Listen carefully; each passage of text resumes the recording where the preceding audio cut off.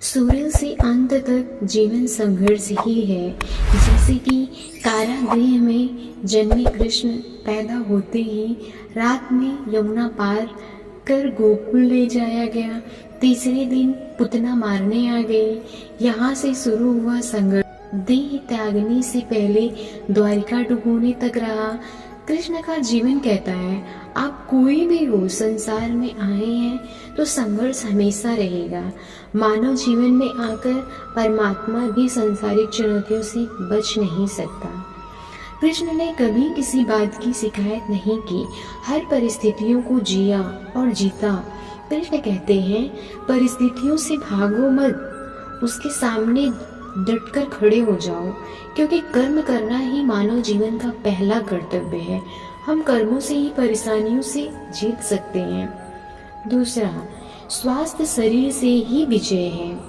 जैसे कि कृष्ण का बचपन माखन मिश्री खाते हुए गुजरा। आज भी भोग लगाते हैं हम, लेकिन ये संकेत कुछ और है। आहार अच्छा हो, शुद्ध हो, बल देने वाला हो। बचपन में शरीर को अच्छा आहार मिलेगा तो ही इंसान युवा होकर वीर बनेगा। शरीर को स्वस्थ रखना तो बचपन से ध्यान देने की ज़रूरत है। ये पेरेंटिंग के दौर के गुजर रहे युवाओं के लिए बड़ा मैसेज है। अपने बच्चों को ऐसा खाना दे जो उनको बल दे, सिर्फ स्वाद के लिए ही ना खिलाएं, तभी भी बड़े होकर स्वयं को और समाज को सही दिशा में ले जाएंगे। तीसरा, पढ़ाई किताबी ना हो, रचनात्मक हो। जैसे कि कृष्ण ने अपनी शिक्षा मध्य प्रदेश की उज्जैन में सांदीपनि ऋषि के आश्रम में रहकर पूरी की थी। कहा जाता है 64 दिन में उन्होंने 64 कलाओं का ज्ञान हासिल कर लिया था। वैदिक ज्ञान के अलावा उन्होंने कलाएं सीखी। शिक्षा ऐसी ही होनी चाहिए जो हमारे व्यक्तित्व का रचनात्मक विकास करे। संगीत, नृत्य, युद्ध से 64 कलाओं कृष्ण के व्यक्तित्व का हिस्सा है। बच्चों में कोरा ज्ञान न भरे, उनकी रचनात्मक को नए आयाम मिले, ऐसी शिक्षा स्वस्थ हो। चौथा, रिश्तों से ही जीवन है, बिना रिश्तों के कुछ नहीं। जैसे कि कृष्ण ने जीवन भर कभी उन लोगों का साथ नहीं छोड़ा जिनको मन से अपना माना। अर्जुन से वो युवावस्था में मिले, ऐसे महाभारत कहती है, लेकिन अर्जुन से उनका रिश्ता हमेशा मन का रहा। सुदामा हो या उद्धव, कृष्ण ने जिसे अपना मान लिया उसका साथ जीवन भर दिया। रिश्तों के लिए कृष्ण ने कई लड़ाइयाँ लड़ी और रिश्तों से ही कई लड़ाइयाँ जीती। उनका सीधा संदेश है, संसारिक इंसान की सबसे बड़ी धरोहर रिश्ते ही है। अगर किसी के पास रिश्तों का धाती नहीं है तो इंसान संसार के लिए गैर जरूरी है। इसलिए अपने रिश्तों को दिल से जी, दिमाग से नहीं। पांचवा, नारी का सम्मान समाज के लिए जरूरी। जैसे कि राक्षस नरकासुर का आतंक था। करीब 16,100 महिलाओं को उसने अपने महल में कैद किया था। महिलाओं से बलात्कार में सुख मिलता था। कृष्ण ने उसे मारा, सभी महिलाओं को मुक्त कराया, लेकिन सामाजिक कुरीतियां तब भी थी। उन महिलाओं को अपनाने वाला कोई नहीं था। खुद उनके घर वालों ने उन्हें दूषित मानकर त्याग दिया। ऐसे में कृष्ण आगे आए, सभी 16,100 महिलाओं को अपनी पत्नी का दर्जा दिया। समाज में उन्हें सम्मान के साथ रहने के लिए स्थान दिलाया। कृष्ण ने हमेशा नारी को शक्ति बताया, उसके सम्मान के लिए तत्पर रहे। पूरी महाभारत नारी के सम्मान के लिए ही लड़ी गई। सो आप कृष्ण भक्त हैं तो अपने आसपास की महिलाओं का पूरा सम्मान करें। कृष्ण की कृपा पाने का ये सरलतम मार्ग है। छठवां, आपकी मतभेद अगली पीढ़ी के लिए बाधा न बने। जैसे कि कम ही लोग जानते हैं कि जिस दुर्योधन के खिलाफ कृष्ण ने आजीवन पांडवों का साथ दिया, उसकी मौत का कारण भी कृष्ण की कूटनीति बनी। वो ही दुर्योधन रिश्ते में कृष्ण का समधी भी था।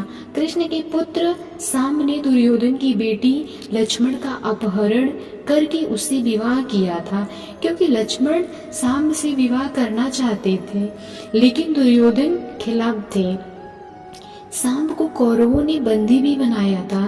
तो कृष्णा ने दुर्योधन को समझाया था कि हमारे मतभेद अपनी जगह है, लेकिन हमारे विचार हमारे बच्चों के भविष्य में बाधा नहीं बनने चाहिए। दो परिवारों के आपसी झगड़े में बच्चों के प्रेम की बलि न चढ़ाई जाए।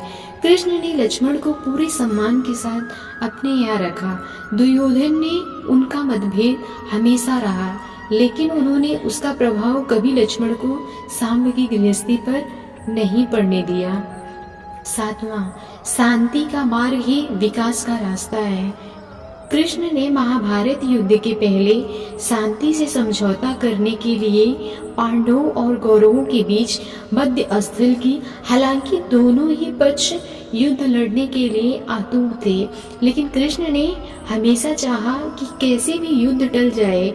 झगड़ों से कभी समस्याओं का समाधान नहीं होता।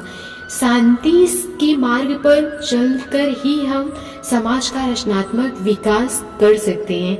कृष्ण ने समाज की शांति से मन की शांति तक दुनिया को ये समझाया कि कोई भी परेशानी तब तक मिट नहीं सकती जब तक वहाँ शांति ना हो। फिर चाहे वो समाज हो या हमारा खुद का मन, शांति से ही सुख मिल सकता है, साधनों से नहीं।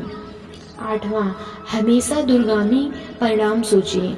जैसे कि महाभारत में जुए की घटना के बाद पांडवों को वनवास हो गया। कृष्ण ने अर्जुन को समझाया कि ये समय भविष्य के लिए तैयारी करने का है। महादेव, शिव, देवराज, इंद्र और दुर्गा की तपस्या करने को कहा। कृष्ण जानते थे कि दुर्योधन को कितना भी समझाया जाए, वो पांडवों को कभी उनका राज्य नहीं लौटाएंगे। तब शक्ति और सामर्थ्य की जरूरत होगी।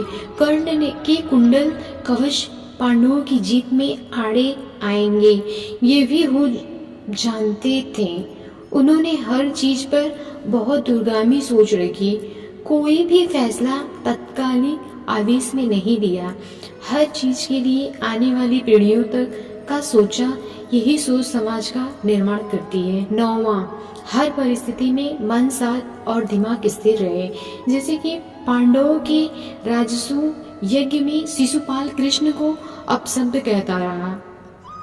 छोटा भाई था लेकिन मर्यादाएं तोड़ दी। पूरी सभा चकित थी, कुछ क्रोधित भी थे, लेकिन कृष्ण शांत थे, मुस्कुरा रहे थे। शांति दूर बनकर गए तो दुर्योधन ने अपमान किया।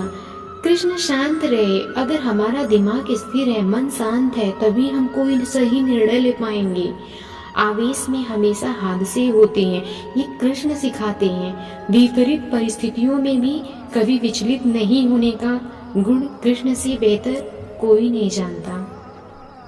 10वां, लीडर बने, श्रेय लेने की होड़ से बचे। जैसे कि कृष्ण ने दुनिया भर के राजाओं को जीता था, यहाँ ऐसे राजाओं का राज था जो भ्रष्ट थे, जैसे जरासंध, लेकिन कभी किसी राजा का सिंहासन नहीं छीना। कृष्ण के पूरे जीवन में कभी ऐसा नहीं हुआ कि उन्होंने किसी राजा को मारकर उसका शासन खुद लिया हो। जरासंध को मारकर उसके बेटे को राजा बनाया, जो चरित्र का अच्छा था। सभी जगह ऐसे लोगों को बैठाया जो धर्म को जानते थे, कभी किंग नहीं बने, हमेशा किंग मेकर की भूमिका में रहे।